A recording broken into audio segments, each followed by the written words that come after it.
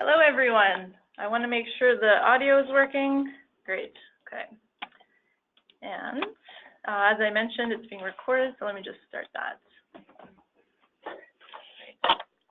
Thank you for joining us today for our webinar on the 2021 World Anti-Doping Code, with a focus on the highlights of the proposed changes, and in particular, answering any questions or concerns that you may have.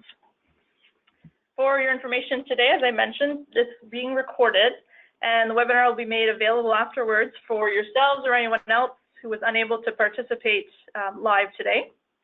My name is Elizabeth Carson, and I've been leading the CCES's code consultation process on behalf of the Canadian sport community.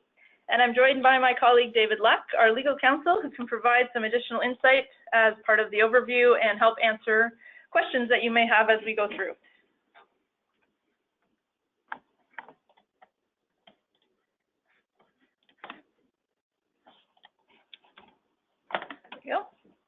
Before we begin, I'll just mention a few housekeeping items.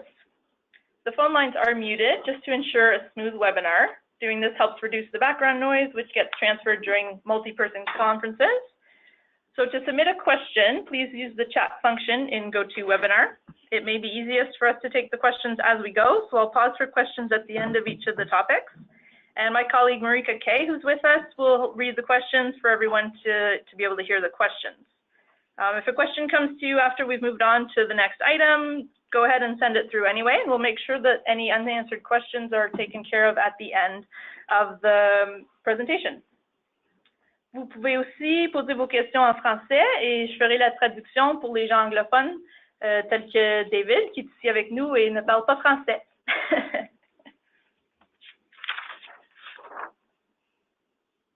As some background, the World Anti-Doping Code and its related international standards are revised every 6 years, with a 2-year consultation period leading up to the release of the next version. The current consultation started at the end of 2017, and it's a 3-phase process. We're currently in the 3rd and final phase. The version of the code currently under review is the 2nd draft, and between this draft and the final version, which will be approved in November 2019, we don't anticipate any major changes, which is why we want to highlight the major changes currently proposed. We want to ensure you're aware of the anticipated changes and remind you that there is still an opportunity to provide comments and feedback as part of the process. We'll also provide a brief overview of the Anti-Doping Charter of Athletes' Rights. That said, we'll get right into what we view are the top 10 major changes proposed in the 2021 code. Starting with who the code applies to. Generally speaking, the code currently applies to athletes and athlete support personnel. Under the proposed change, the general requirement is that officers, directors, certain employees, volunteers of signatories shall be subject to the code, which includes the CCES staff, sport organizations that have adopted the Canadian Anti-Doping Program. This doesn't mean that those individuals would be tested. Rather, they would agree not to commit intentional anti-doping rule violations under the code, such as tampering, trafficking, administration, complicity, prohibited association, and retaliation. I'll pause there if there's any questions, and David will add a little bit too. Thanks, Elizabeth. I just wanted to add that this, from a legal point of view, is probably one of the more interesting changes in the code, because it definitely expands the scope of the Canadian Anti-Doping Program to people beyond athletes and coaches and trainers who are actively participating in the field of play. And it will mean that both CCS and all of the signatory organizations are going to have to come up with a sensible way to have all these additional people, the list of people, board of director members, staff, etc., agree to be bound by the rules contained in the code. Now, that will be a bit of a challenge, and in the code, in the comment, it says this requirement is subject to every country's employment law. And as many of you know, in Canada, employment law is, well, there's a well-established regime in terms of employee rights, etc. So I can't tell you how we're going to solve that now, but it will be a little bit of a challenge in terms of trying to identify ways to have these individuals agree to be subject to the code as part of their employment or volunteer relationship with each sport organization. So whether it's by way of a little adoption contract, whether it's by way of each sport defining participation in sport to be part of the employment relationship, those are things that we will have to sort out. But I do think it's important for all of you to be aware of two things. First, that the scope of the reach of the World Anti-Doping Code is much broader. And secondly, the technical challenge of how we're actually going to make this work in Canada, respecting the employment law situation in each of the provinces of Canada. So that's the challenge. If there are questions that come up from that, we can try to canvass anything that comes forward. Thank you. So I just have one question that's come in that's asking, should organizations make their boards knowledgeable and include these kind of updates in their code of conduct? Well, I think absolutely the boards will need to know, and I guess it's an open question whether just putting it in a code of conduct will be enough to bring these individuals into the jurisdictional net of the Canadian Anti-Doping Program. Because again, as all of you know, it's a pretty formalistic process that we use to make sure that the athletes we test and the coaches that are subject to the code and the CADP are in fact inside the proper jurisdiction and know that they're inside the jurisdiction. So simply having WADA say an organization's board member is caught, it clearly won't be enough. So they need to know about it, and there will have to be concrete measures taken in each sport, including at CCES, to bring the individuals that are appropriate inside the scope of this requirement. Next is a change to the prohibited association article, which, as a reminder, prohibits association in a sport-related capacity with athlete support personnel who are serving a period of ineligibility. The current requirement is to notify an athlete that they are possibly in violation of this rule before an anti-doping rule violation can be pursued, will be removed. So athletes and athlete support personnel need to be more mindful of the rules and have an obligation to track who has a disqualifying status. The CCS maintains an up-to-date online sanctions registry on our website, so this can be done online. And I think the main reason for this change, I don't know this for sure, but I've heard rumors from talking with folks at WADA, is that they were concerned, first of all, that this rule was almost never used in the last number of years, and largely because athletes who were in fact engaging with someone who had a disqualifying status had to be notified first before any discipline action could be taken. So really what it left open is the possibility of someone would quite freely, say, be coached by a trainer or a coach who was serving a period of ineligibility and say, well, look, I'll keep doing this because nothing's going to happen to me until I get the warning letter, which may or may not have been done in a timely fashion, and only then will I step back and stop and not do it. And I think WADA felt there must have seen cases of this where athletes were getting away with this ongoing engagement with an individual of a disqualifying status, and they said, look, now the onus is flipping to the athlete, and this warning doesn't need to happen. So if an athlete is working, that's enough, and right away the violation can be asserted. So it's an open question whether this will lead to more assertions, but I'm pretty sure that the feeling was they wanted to close the gap of allowing an individual to work with a band coach or trainer or physician and then have no consequences until a formal letter was sent out. That to me is the main change, and it does put more responsibility on active athletes to be aware of whether anyone in their entourage is has a disqualifying status.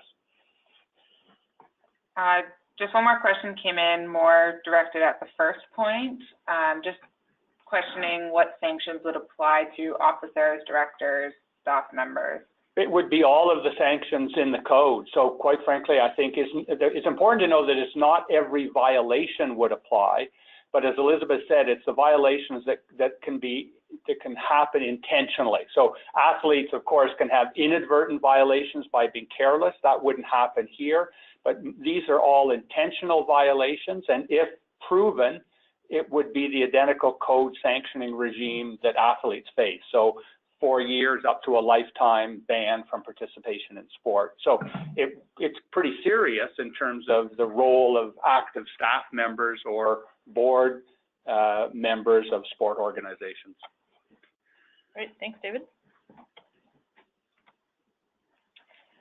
We'll move along to substances of abuse.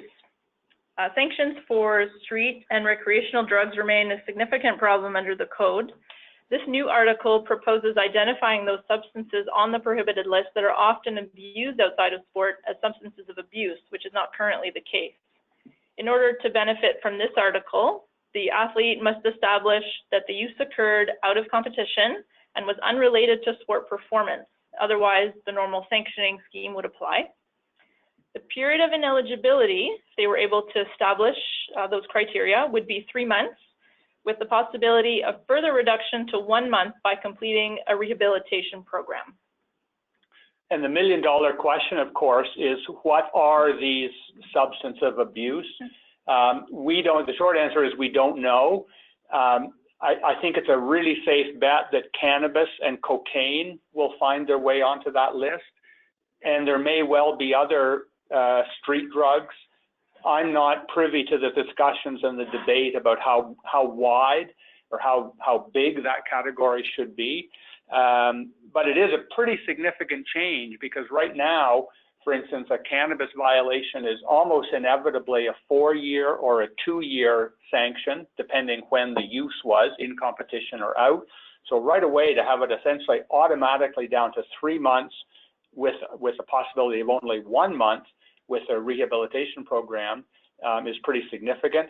The other thing that I think is quite significant is if it is a substance of abuse, regardless of 3 months or 1 month sanction, that registered anti-doping rule violation wouldn't count as a first one if they got into a problem again. So say there was a substance of abuse anti-doping rule violation, and then a year later there was an inadvertent ADRV because of, say, supplement contamination, the supplement contamination would be treated as a first violation for sanctioning purposes. So pretty significant increase in leniency for the substances that do find their way onto this substance of abuse list. So we'll wait and see what that is, but it will change significantly recreational use of certain drugs, typically out of competition use.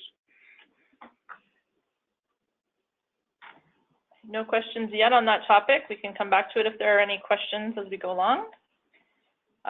Next is the voluntary provisional suspension, which must be accepted within 10 days from the date of the assertion. Currently, there's no time limit with respect to when an athlete can decide to take a voluntary provisional suspension. And really, the interesting note here is just the time limit, because as CCES manages these cases, often it's many months that go by before an athlete decides to step back when a provisional suspension has not been mandatory. It's often the case that they'll wait till a major competition has happened, they've been able to compete, and then they take the voluntary provisional suspension. All of that's perfectly proper now. But WADA in the new code has put in place this it's quite short, but most important, it gives very little flexibility to continue to participate in sport for a while and then take the voluntary provisional suspension. So it's just as a practical matter, athletes who know that there's an adverse finding and believe that CCES will soon assert a violation against them really have to make up their mind pretty quickly whether they are going to voluntarily step back from sport.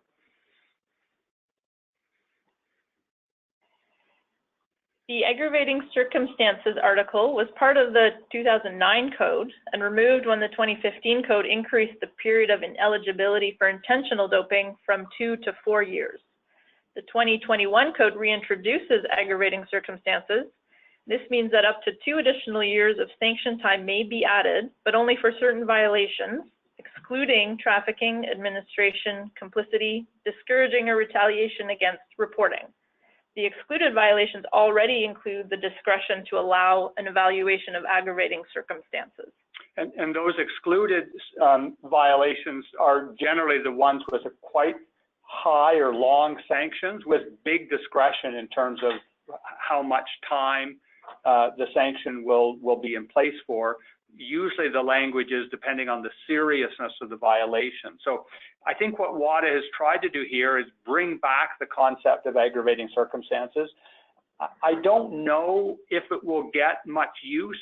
In the 2009 code, it was almost never used. I can't think of a case. We might have at CCES used it once, but I couldn't even tell you why or what that case was. And around the world, it was used incredibly infrequently. So WADA is trying, without increasing the standard sanctions for a certain number of the violations, wants to be able to bump up the standard sanction lengths if these various circumstances occur. I think it's important that there has to be already the maximum standard sanction imposed, and then it's up to 2 more years of sanction time. So I'm seeking clarification from WADA, but I believe it only will apply for intentional violations. So if an athlete, for say presence or use, is able to demonstrate that it was inadvertent, then I don't believe that there would be the possibility of aggravating circumstances, because it would not have been, the violation would not have been knowingly entered into. And so I think the move here is to say, look, if an athlete gets the otherwise maximum standard sanction and the behavior was especially egregious, and you can look in the definition for what those things might be, up to 2 years of additional time can be asked for.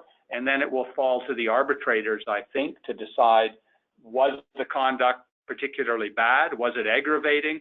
And if it was, how much additional time will be added on? So all of this is pretty new. It's a bit like Back to the Future, because this was what was hoped to take place in 2009. It never did. So we'll see what kind of traction this new provision, if there's any take up on that. Thanks, David. There's a new category of athletes called recreational athletes.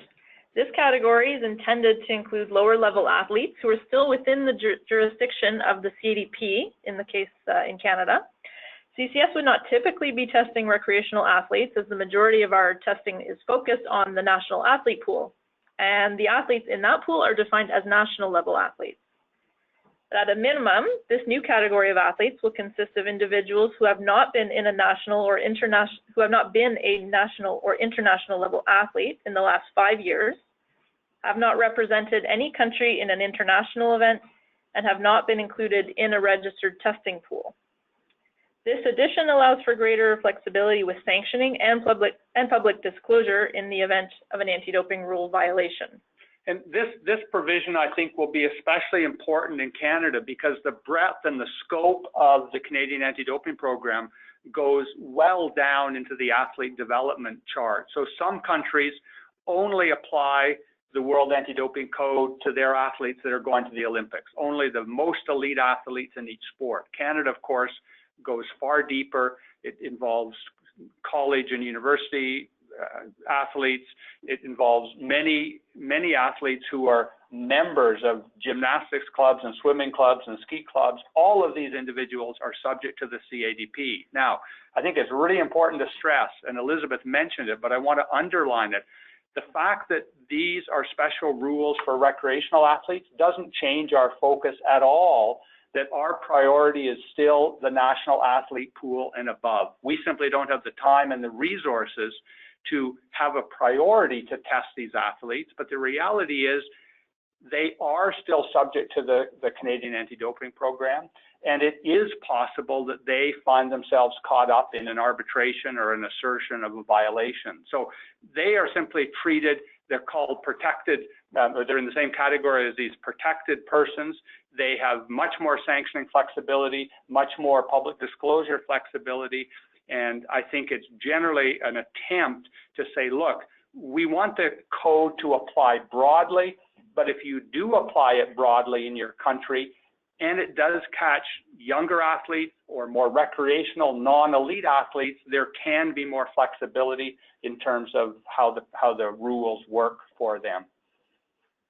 There was a question that came in, I think you've touched on this a little bit, but they're asking, would this include masters level athletes in the competitive stream, such as in triathlon or cycling or other sports like that? Absolutely. I think as long as they would meet the criteria. So someone who came right off the national team, whatever the masters age group was, wouldn't be caught. But all of these folks would be considered recreational athletes if they weren't elite within 5 years, hadn't been racing internationally, et cetera. So all of that crew who we do test and who do run afoul of the CADP would have the benefit of these rules dealing with recreational athletes. That's who they would be. Right. David touched upon this next one briefly as he spoke there. There's a new definition for young athletes, and they're now called protected persons, and the term minor would no longer be used.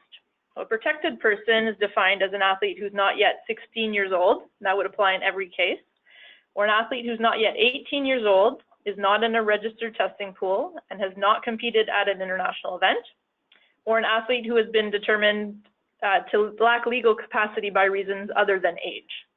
So similar to the recreational athlete, this change allows for greater flexibility with the sanctioning and public disclosure in the event of an anti-doping rule violation.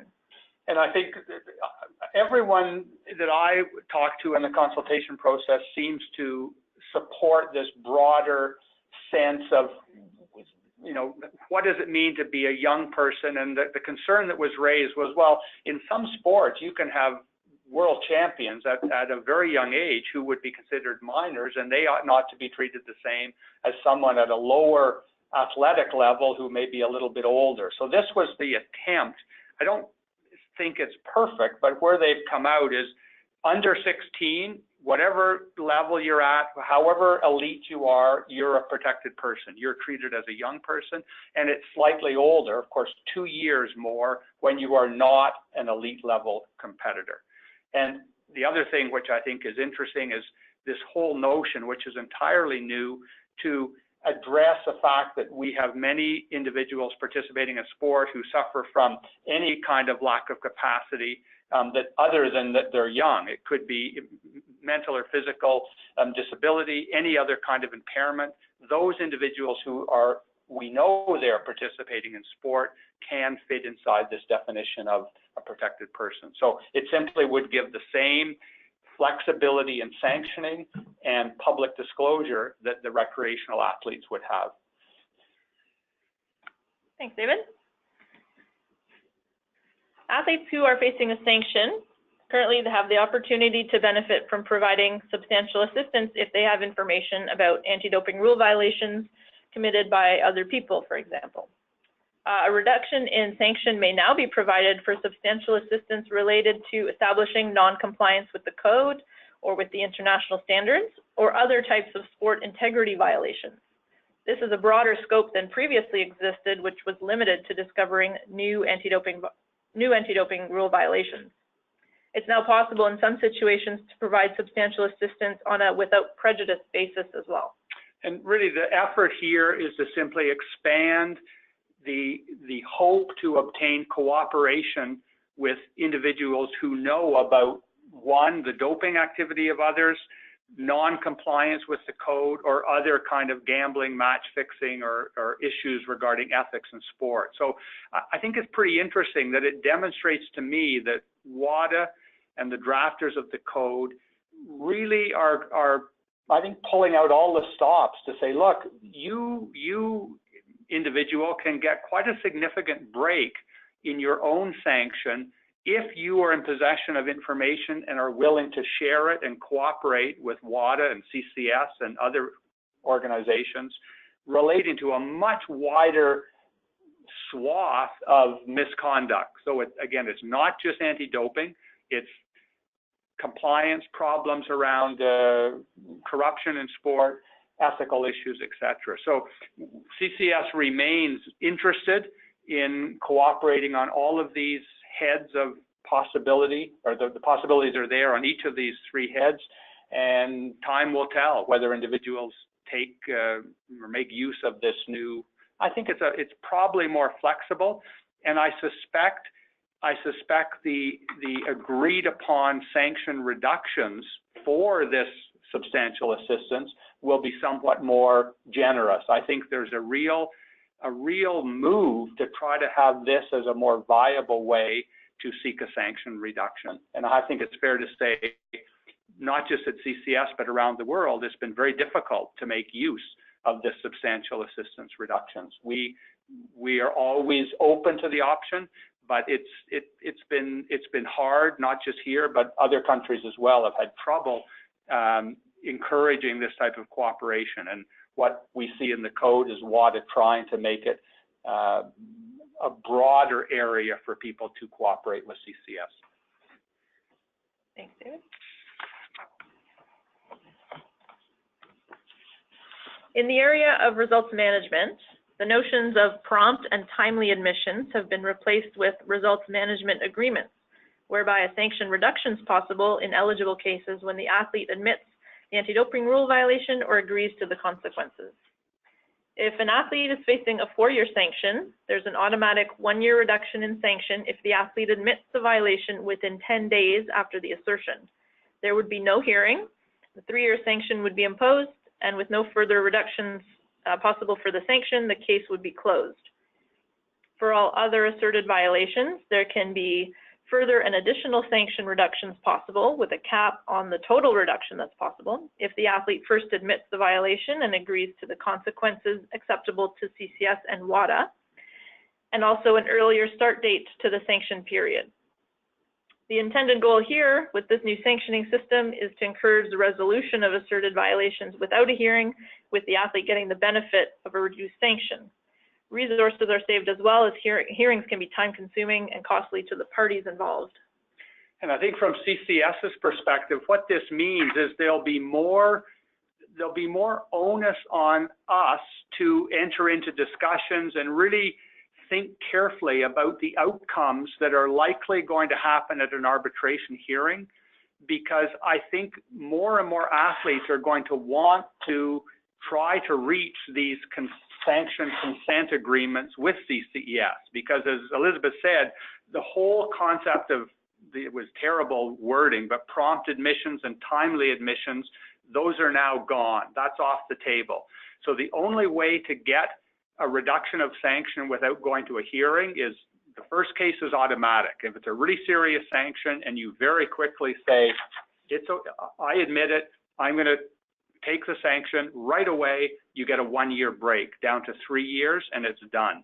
That will happen, I think, at some point or in some cases, but the other one is far more interesting, which is in all of the other cases, I think athletes are really going to want to enter into these consent agreements, or they call it results management agreements, to say, look, let's reach an agreement with CCS on a sensible outcome, and that way we can have the benefit of an earlier start date to the period of ineligibility. So I think for both athletes and CCS, instead of just saying, okay, let's send it to an arbitrator, we don't know what the outcome is going to be, let's let the arbitrator decide. I think with this new code, there'll be a big push for both us and the athletes to try to reach an agreement within the ranges set out to try to avoid the hearing and then give the athlete the benefit of admitting the violation. So how it works out will be interesting. We do this on occasion, but I think as many of you may know, it doesn't happen in every case. We often can't reach agreement. We don't agree with the athlete what a sensible outcome is. And so then we say, okay, off we go to arbitration. And I think WAD is trying to say that should be the default, but it shouldn't be the way we do things week in and week out. They really want athletes and the NADOs to try to think carefully and closely about what the proper outcome is. And if you can reach an agreement, there are additional benefits that would occur.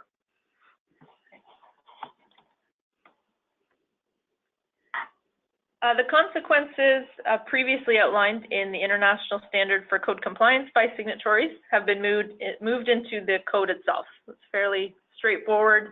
There's no real change there, just changing the location of where the consequences actually sit. And again, there was a bit of a debate about whether it cluttered up the code and whether it was needed, but for better or for worse, it's now found a home in the code, and that those consequences will now form part of the formal document of the code. So those are the 10 highlights of the changes that we see within the code itself.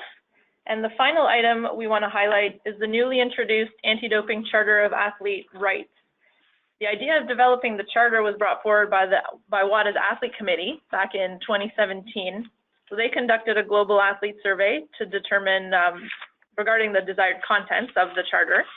And since then, the charter has been presented for discussion and feedback at various WADA events throughout 2018.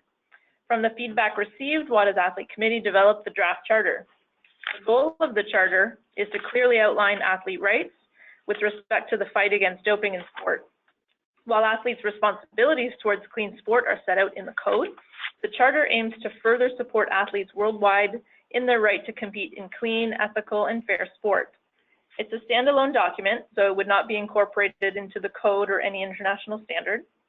And the latest draft includes a section containing actual rights, such as equal opportunity, right to justice, right to education, and a section containing aspirational rights, such as corruption-free sport and mutual respect of rights. We'd encourage you to share with your athletes and ensure they have the opportunity to make comments on the document, should they have any comments. If there's any further questions, feel free to send those in. But before we conclude, I'll remind everyone of the timelines that are part of this final phase of the consultation. The deadline for providing comments to WADA is March 4th, and you can provide comments and feedback to CCES by February 28th by email to cadp2021@cces.ca.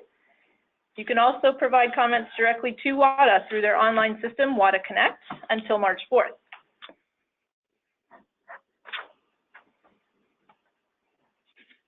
Doesn't look like there are any final questions, but if there are, feel free to reach out by email to myself or to the CADP 2021 email, and we can get back to you with a response. But hearing no more questions, David, Marika, and I want to thank you. I see the one last question. Thank you for your time. And to the final question about getting a copy of the presentation, yes, that has been, the presentation's been recorded, so I'll circulate the link to make sure everyone has access to it. You can share it with other staff who may have wanted to participate but were unable to, and I'll share it with other members of the sport community who were invited to the webinar but unable to attend. So watch for that email in the next day or so. Once again, thank you so much, and we'll look forward to any further questions you may have as part of the process. Have a great afternoon.